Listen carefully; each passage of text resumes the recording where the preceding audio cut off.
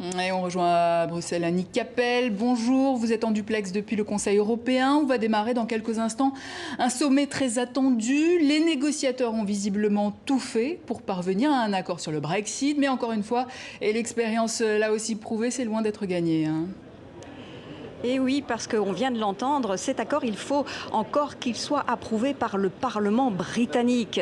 Et les premiers signaux qui nous parviennent de Londres ne sont pas très favorables. Le DUP, le petit parti unioniste nord-irlandais, a déjà déclaré qu'il ne soutiendrait pas l'accord conclu ce matin. Vous le savez, Boris Johnson n'a pas de majorité au Parlement britannique. Il va donc devoir aller chercher des soutiens dans les rangs de l'opposition. Or, le leader travailliste dans l'opposition, Jeremy Corbyn, a déjà appelé les députés à rejeter cet accord. Jeremy Corbyn qui déclare que cet accord est encore pire que celui qui avait été négocié par Theresa May. Alors pour rappel, ce qui est sur la table aujourd'hui, c'est l'idée de créer une frontière douanière en mer d'Irlande.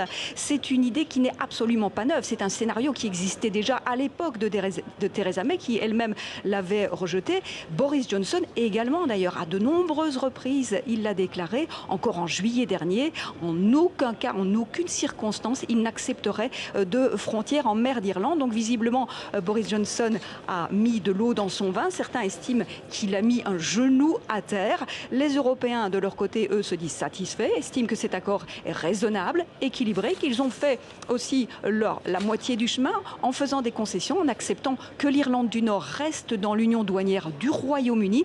Mais visiblement, ce n'est pas suffisant pour une partie des Britanniques et la bataille se joue donc désormais du côté de Londres.